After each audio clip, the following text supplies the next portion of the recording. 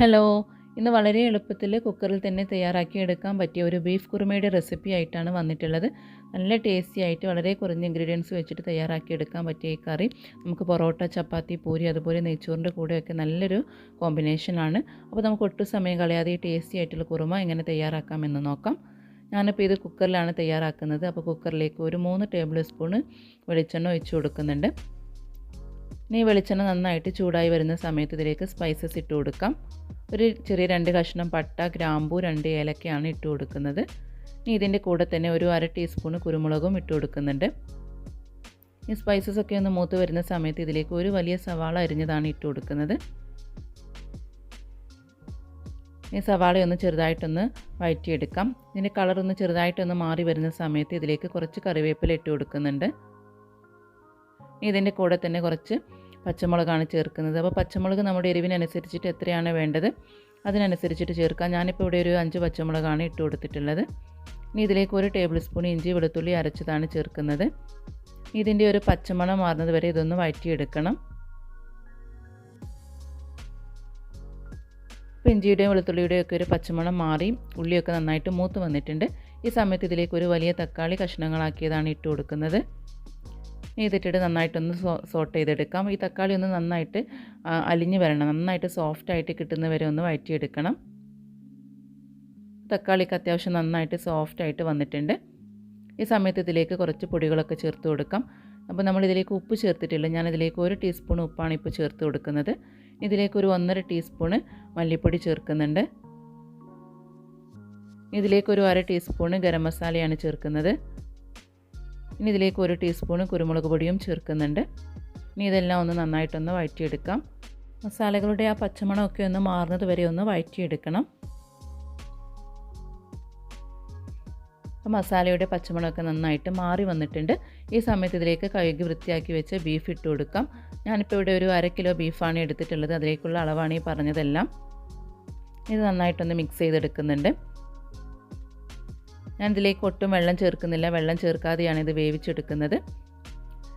ഇനി ഇത് കുക്കർ അടച്ച് വെച്ചിട്ട് ഒരു 4 വിസിൽ വരുന്നത് വരെയാണ് ഞാനിപ്പോൾ ഇത് കുക്ക് ചെയ്തെടുക്കുന്നത്. അപ്പോൾ നിങ്ങൾ എടുക്കുന്ന ബീഫിൻ്റെ വേവിനനുസരിച്ചിട്ട് എത്രയാണ് വിസിൽ വേണ്ടത് അതിനനുസരിച്ചിട്ട് വേവിച്ചെടുക്കാവുന്നതാണ്. ഇപ്പോൾ ഇത് തിളച്ച് വരാൻ തുടങ്ങിയിട്ടുണ്ട്. ആ സമയത്ത് കുക്കർ അടച്ച് വെച്ചിട്ട് നമുക്കിതൊന്ന് കുക്ക് ചെയ്തെടുക്കാം. ഈ സമയത്ത് മറ്റൊരു പാനിൽ ഒരു 1/2 കപ്പ് ചിരകിയ തേങ്ങ ഇട്ട് കൊടുക്കുന്നുണ്ട്. ഇനി ഇതിൻ്റെ കൂടെ തന്നെ ഒരു 1/2 ടീസ്പൂണ് വലിയ ജീരകം ഇട്ട് കൊടുക്കുന്നുണ്ട്. വലിയ ജീരകം ഓപ്ഷണലാണ്, വേണമെങ്കിൽ മാത്രം ചേർത്ത് കൊടുത്താൽ മതി. ഇത് നന്നായിട്ടൊന്ന് ചൂടാക്കിയെടുക്കണം. ഇതിൻ്റെ കളറൊന്നും മാറി വരാൻ അനുവദിക്കരുത്. കാരണം കളറൊക്കെ മാറി വന്നാൽ ഇതിൻ്റെ ടേസ്റ്റ് മാറിപ്പോകും.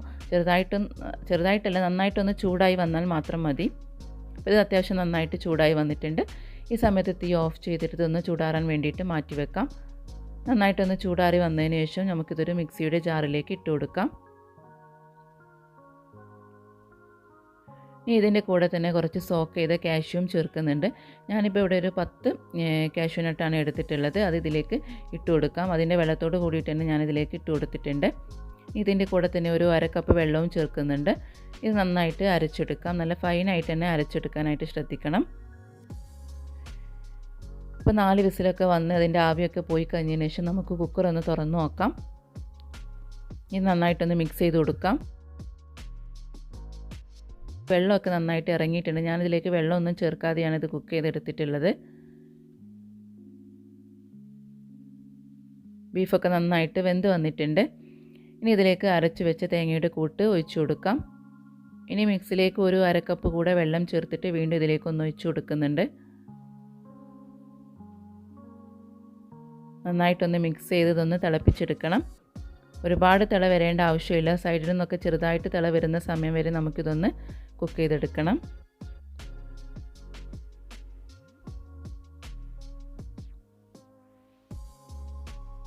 ഈ സമയത്ത് ഉപ്പൊക്കെ കുറവാണെങ്കിൽ നമുക്ക് ആവശ്യത്തിനുള്ള ഉപ്പ് ചേർക്കാം. അപ്പോൾ ഞാനിപ്പോൾ നോക്കുമ്പോൾ കുറച്ച് ഉപ്പിൻ്റെ കുറവുണ്ട്. അപ്പോൾ അതിലേക്ക് ഞാനൊരു 1/2 ടീസ്പൂൺ കൂടെ ഉപ്പ് ചേർക്കുന്നുണ്ട്.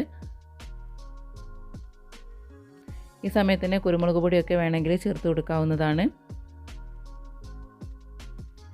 ഇപ്പോൾ സൈഡിൽ നിന്നൊക്കെ നന്നായിട്ട് തിള വരുന്ന തുടങ്ങിയിട്ടുണ്ട്. ആ സമയത്ത് നമുക്കിതിലേക്ക് ചോപ്പ് ചെയ്ത് വെച്ച മല്ലിയില ചേർത്ത് കൊടുക്കാം. എന്നിട്ട് വീണ്ടും ഒന്ന് മിക്സ് ചെയ്ത് കൊടുക്കുന്നുണ്ട്. അപ്പോൾ അത് നമ്മുടെ ടേസ്റ്റി ആയിട്ടുള്ള ഈ ബീഫ് കുറുമ ഇപ്പോൾ ഇവിടെ റെഡി ആയിട്ടുണ്ട്. അപ്പോൾ അപ്പോൾ എല്ലാവരും ഈ രീതിയിലൊന്ന് ട്രൈ ചെയ്ത് നോക്കി നിങ്ങളുടെ ഫീഡ്ബാക്ക്സ് അറിയിക്കണം. വളരെ എളുപ്പത്തിൽ തന്നെ നമുക്ക് നല്ല ടേസ്റ്റോട് കൂടിയിട്ട് ഈ കുറുമ ഉണ്ടാക്കിയെടുക്കാം.